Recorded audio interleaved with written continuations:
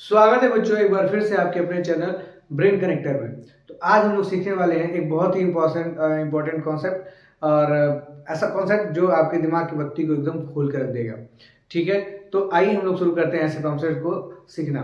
तो आज हम लोग सीखने वाले हैं कि ये जो अभी तक हमने जो भी 2 डायमेंशनल फिगर को स्टडी किया, उसमें हम लोगों ने ये पाया कि जो भी पैरामीटर था या फिर एरिया था किसी भी फिगर का, उसमें कहीं भी पाई की जिक्र नहीं थी। पर जब जैसे ही हम लोग शिफ्ट करते हैं किस पे, सर्कल पे, तो वहां पे पाई आ जाता है। ठीक है, तो वो पाई आया कहाँ से, सरकमफ्रेंस में या फिर सर्कल में वो पाई आया कहाँ से, आज हम लोग इस बात को समझेंगे।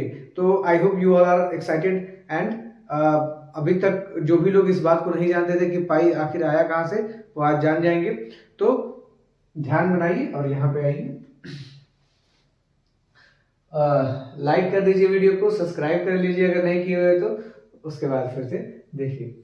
ठीक है, तो पाई कहाँ से आया, ठीक है, ये क्वेश्चन है। ठीक है, तो ये पाई कहाँ से आया, ये कहानी है इसके पीछे। तो काफी ऑब्जर्वेशन हुए, जैसे अभी क्या है, सर्कल है, इसमें कोई साइड तो है नहीं, सर्कल में कोई साइड तो है नहीं। तो क्या हुआ कि जो पेरीमीटर होता था किसी भी फिगर का, तो उसका हम लोग डेफिनेशन क्या देते थे, the sum of all sides of any figure is known at what, perimeter. ठीक है, पर ये सर्कल है तो इसी में सर्कल पेरीमीटर का ही दूसरा नाम, यहाँ पे सर्कल को क्या दे दिया गया, सर्कमफ्रेंस दे दिया गया। ठीक है, इसको जिसको हम लोग बोलते हैं परिधि। ठीक है, ये हो गया आपका सर्कमफ्रेंस। अब इसमें दिक्कत ये हो गया कि सम ऑफ ऑल साइड्स कहाँ से करेंगे, जब इसमें कोई साइड ही नहीं है तो कैसे हम इसका पैरामीटर फाइंड करेंगे। फिर कुछ ऑब्जर्वेशन हुआ और ऑब्जर्वेशन ये पाया गया कि यहाँ से इसको हम लोग कट कर दिए, तो इसको हम लोग कट जब कर देंगे तो क्या हो गया, स्ट्रेट लाइन मिल गया हम लोग को एक। ठीक है, इसको कट करके ऐसे फैला देंगे, तो जैसे फैलाएंगे इसको तो क्या मिल गया आपको, एक स्ट्रेट लाइन मिल गया। अब इसका तो मेजरमेंट हम लोग कर ही सकते हैं, तो यहाँ से यहाँ तक इसको स्केल से माप लिए और इसको से मापे तो हमको कुछ वैल्यू मिल गई, मान लीजिए 10 सेंटीमीटर मिल गया, तो यहाँ से हमको सर्कमफ्रेंस मिल गया। उसके बाद फिर एक ऑब्जर्वेशन किया गया और अब एक क्या हुआ वो ऑब्जर्वेशन कि ये मतलब देखा गया कि जब भी हम लोग क्या कर रहे हैं, किसी भी सर्कल के डायमीटर से, है ना, सर्कल के डायमीटर से जब भी हम लोग क्या कर रहे हैं, सेंटर ऑफ सर्कमफ्रेंस को डिवाइड कर रहे हैं, तो एक कॉमन वैल्यू मिल रही है हम लोग को। ठीक है, वो कॉमन वैल्यू क्या है, तो जब भी हम क्या कर रहे थे, सर्कमफ्रेंस को डायमीटर से हम लोग डिवाइड कर रहे थे, तो एक कॉमन वैल्यू मिलती है, वो क्या थी, 3.14। वो क्या थी, 3.14। ठीक है, ये ऑब्जर्वेशन में है। उसके बाद फिर क्या हुआ कि इसी को हम लोग जब हम लोग फ्रैक्शन में बदल देते हैं तो ये बराबर होता है 22/7 के, और इन्हीं दोनों वैल्यू को हम लोग बोलते हैं ये पाई की वैल्यू है। किसकी वैल्यू है, पाई की। तो यहाँ से हम लोग को पाई मिला सर्कल में, तो C/D इक्वल टू क्या हो गया, पाई हो गया। ठीक है, तो यहां से हम लोग को क्या मिल गया, पाई मिल गया सर्कल में। ठीक है, अब ये सिर्फ एक दो सर्कल के नहीं, किसी भी दुनिया के किसी भी सर्कल पे, किसी भी रेडियस के सर्कल को जब उसके सर्कमफ्रेंस को उसके डायमीटर से आप डिवाइड करेंगे तो आपको 3.14 ही मिलेगा या 22/7 ही मिलेगा, इसके अतिरिक्त आपको कुछ नहीं मिलने वाला है। तो ठीक है, तो यहाँ से ये पाई का ये हुआ। उसके बाद फिर क्या हुआ, अब यहाँ से हमको अगर सर्कमफ्रेंस का फॉर्मूला पता करना है तो क्या करेंगे, C is equal to pi into d. ठीक है, तो यहाँ से हम इससे आप सर्कमफ्रेंस ऑफ द सर्कल भी फाइंड कर सकते हैं। पर अभी आप बोलेंगे कि sir circumference of the circle क्या होता है, 2πr होता है। तो 2πr बिल्कुल सही है, क्योंकि डी की जगह हम लोग क्या लिख सकते हैं, 2r लिख सकते हैं। तो C इक्वल टू क्या हो जाएगा, 2πr,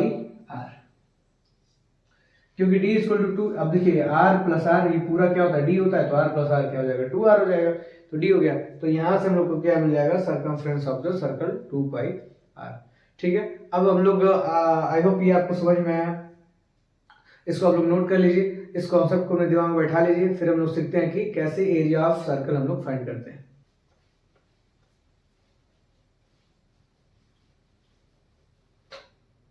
अब आइए हम लोग देखते हैं ये कैसे एरिया ऑफ सर्कल हम लोग फाइंड करेंगे।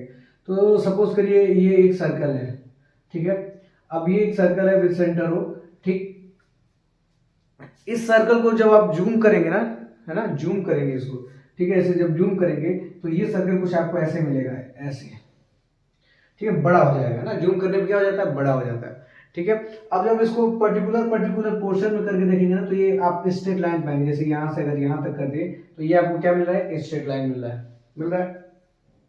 वैसे यहाँ से यहाँ तक कर दिए तो ये भी आपको स्ट्रेट लाइन मिल रहा है। यहाँ से यहाँ तक कट कर दिए तो ये भी एक स्ट्रेट लाइन मिल रहा है। तो जब इसको जूम करके हम लोग एक देखा तो ये एक स्ट्रेट लाइन फॉर्म कर रहा था। ठीक है, इतनी बात आपको समझ में आई होगी। मतलब अगर हम लोग यहाँ से यहाँ तक की बात करें तो देखिए ये भी एक स्ट्रेट लाइन है, अगर यहाँ से यहाँ तक बात करें तो ये भी एक स्ट्रेट लाइन है। तो यहाँ से हम लोग को क्या ऑब्जर्वेशन मिला कि यहाँ से हम लोग अगर इसको हम लोग ट्रायंगल से स्टेप्स में काट लें, मतलब क्या कि ट्रायंगल के टुकड़ों में अगर हम लोग काट लें, अगर मान लीजिए ये है तो ऐसे ट्रायंगल के टुकड़ों में काट लें, ठीक है, ऐसा फिर दूसरा टुकड़ा, ऐसा तीसरा टुकड़ा, ऐसा चौथा टुकड़ा, मतलब ऐसे कट कर दिए इसको कई पार्ट्स में। बहुत सारा टुकड़ा हम लोग ऐसे क्या कर दिए, कट कर दिए। अब ठीक है, अब इन टुकड़ों को कट करके करेंगे क्या, इनको हम लोग रीअरेंज कर देंगे रेक्टेंगल के फॉर्म में। किस फॉर्म में कर देंगे, रेक्टेंगल के फॉर्म में। तो एक टुकड़ा मान लीजिए हम लोग कैसे रख दिए, ऐसे, ठीक है, फिर दूसरा ऐसे, फिर तीसरा उल्टा करके रख देंगे ऐसे, फिर चौथा ऐसे, पांचवा ऐसे, छठवां ऐसे, सातवां ऐसे। तो आप इसको पाएंगे क्या कि ये एक रेक्टेंगल के फॉर्म में आ गया है। किस फॉर्म में आ गया है, रेक्टेंगल के फॉर्म में आ गया है। देखिए एक रेक्टेंगल के फॉर्म में आ गया, ठीक। तो अगर हमको इसका एरिया पता करना रहे, इस रेक्टेंगल का हमें एरिया पता करना रहे, तो हम लोग कैसे पता करेंगे, तो एरिया ऑफ रेक्टेंगल क्या होता है,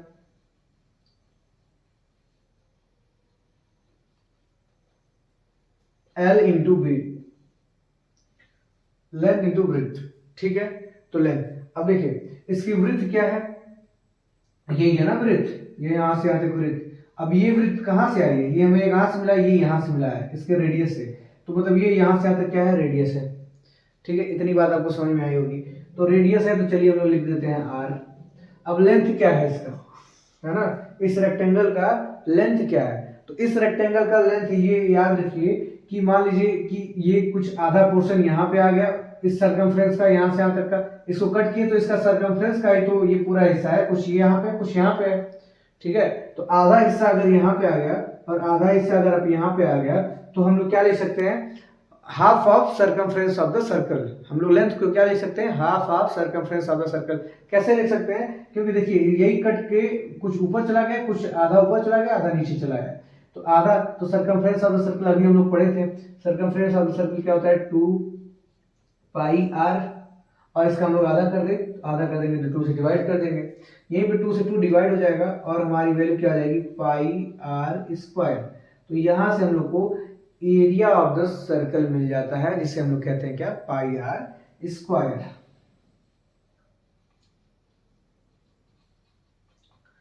ठीक है, तो ऐसे हम लोग फाइंड करते हैं, ऐसे यहाँ पे पता होता है कि कैसे पाई आया, ऐसे हम लोग circumference of the circle find करते हैं, ऐसे हम लोग area of the circle find करते हैं।